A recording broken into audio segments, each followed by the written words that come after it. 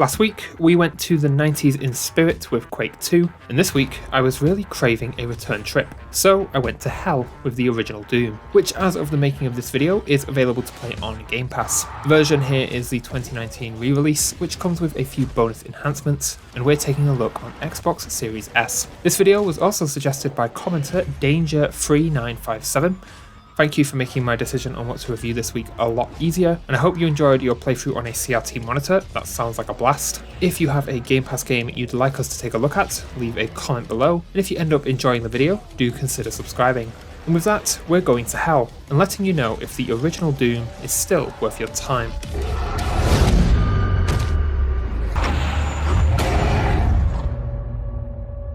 Let's cut to the chase.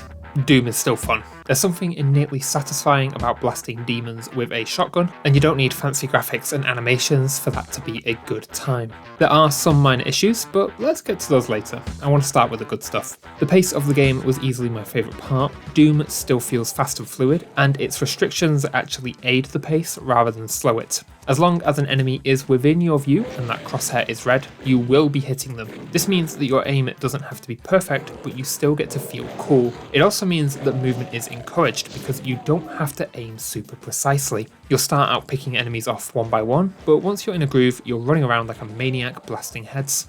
It feels great. Levels themselves manage to feel expansive without feeling daunting. As you explore, you'll uncover more enemies, secret areas full of goodies, and keycards to open up new areas. Your goal for each level is the same: escape. You don't have to explore every nook and cranny, and this creates a nice risk versus reward. You can leave with what you've got, or stick around to hopefully find a few extra goodies to help you on your way. There is a map so you can see what's left to explore, and whilst this is very helpful, I was left wishing that I could move it independently of my character so I could get an even broader view of the level. Sometimes the thing I'd need to explore would just be out of view. Moving from level to level allows you to keep your acquired gear, and the roster is small but useful. The shotgun was absolutely my favourite, especially when I'd pull off a multi-kill, but everything from your fists to the chain gun serves a unique purpose here. There's no fat in this weapon pool. Should you die, you'll be thrown back to the start of the level with no gear. I like this because the levels aren't so long as to feel like a slog when you get sent back, but there is enough pressure to not lose all of your fancy weapons. If you make a mistake and die, you have to actively switch up your playstyle in order to salvage back your power.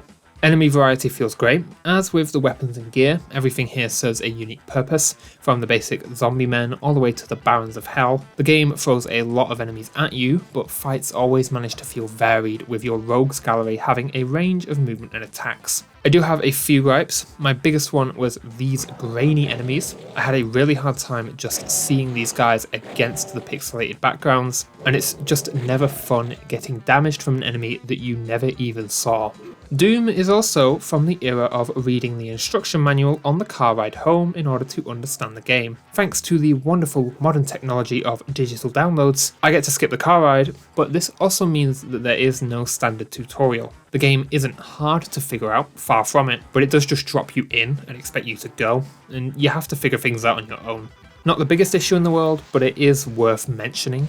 Overall though, I had a great time with Doom's gameplay. This is an incredibly tightly designed experience with no fat, and still a lot of fun. Any issues I have are minor and in no way enough to knock a point off, so Doom is getting out of here with a 5 out of 5 for gameplay.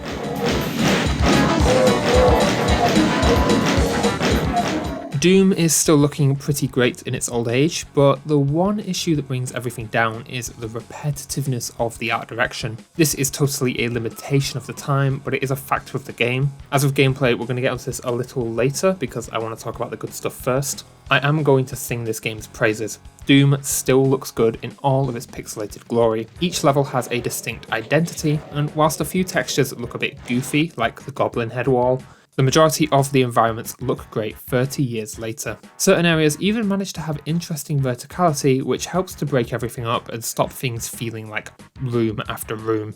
Enemy visual design is top notch. Everyone here has their own unique visual identity.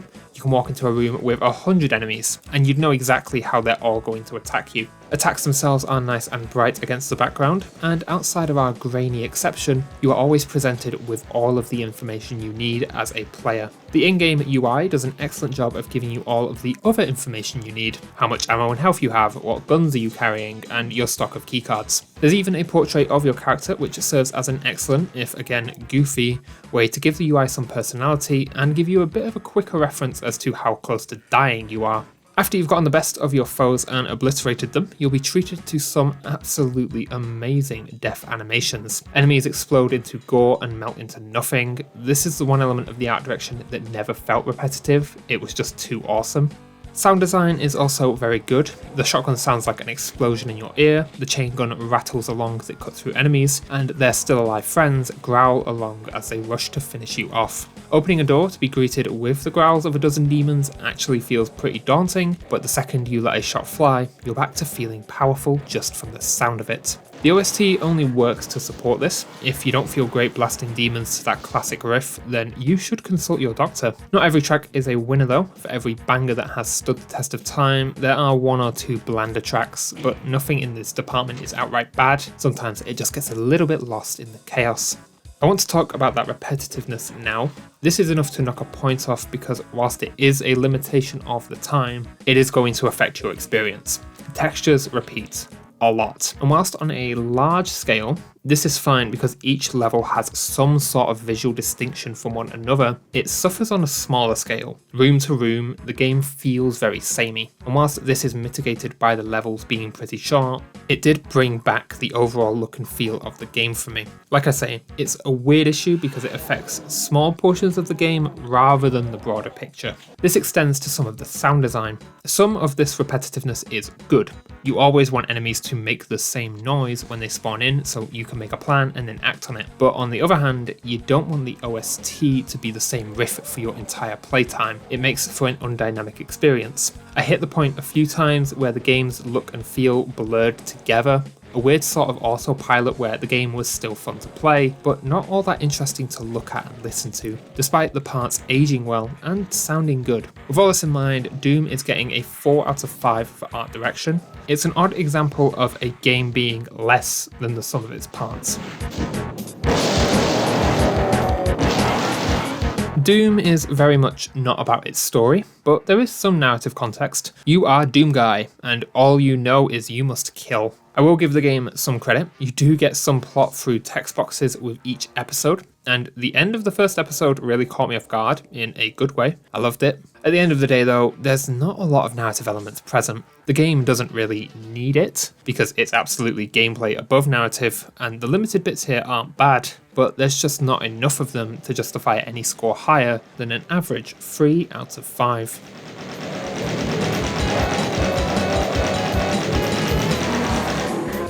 Doom is a solid content offering with a decent range of settings. It's also technically sound. We ran into no bugs whilst playing. Content-wise, you're getting the original 3 Doom episodes, plus the 4th episode that was included with Ultimate Doom. There are 5 difficulty options, and both the cooperative and deathmatch modes are included to play with your friends. If you need a power trip, you can also activate cheats, but these will disable achievements. There are also fan-made add-ons which can be installed and played. This is a really cool addition and gives the game a lot more unique extra content. Here's what you can tweak settings-wise. There are audio sliders for master, music, and SFX volume. You can also enable random SFX pitch. This might help with that repetitiveness I was talking about earlier. You can choose between 16:9 or 4:3 aspect ratio. VSync can be enabled, and there are sliders for overall and level brightness. There is a sensitivity slider, and you can enable crosshair, always run, and controller vibration. You can view controls but not remap them. I'm not happy with this omission, but the base controls are very comfortable. Everything here is a single button press, there's nothing really complicated, so whilst I can see why you would want to change controls, like I do, it's not really that big a deal. These settings are limited, but there's nothing that I was wishing for with the game. At a base level, Doom is accessible and has some great tweaks. There's also a pretty sizable amount of content, and all of it just works. Doom gets a 5 out of 5 for technical prowess.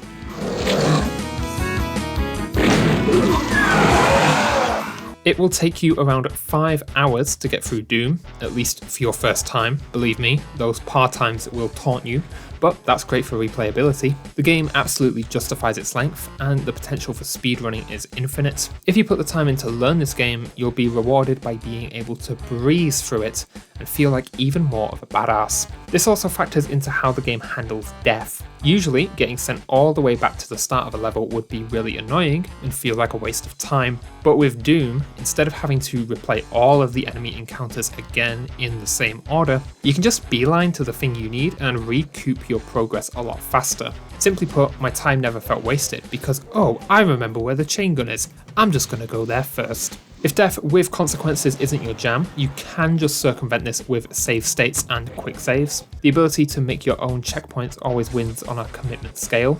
Fitting Doom into your free time is very easy. You can set aside an hour a night to get through an episode, or if you've only got 5 minutes, just hop in, play what you can, save and quit. Hard drive footprint is also nice and small. The game was asking 1.5GB for the base install. You'll also need an extra gigabyte for saved data. This encompasses your saves, but also a bit of reserved space for those add-ons. Fallout 4 and Skyrim Special Edition do the same thing. Regardless, this is absolutely not a big install at a total of 2.5GB. Overall, Doom has an excellent respect for your time and hard drive, and gets the full 5 out of 5 on our commitment scale.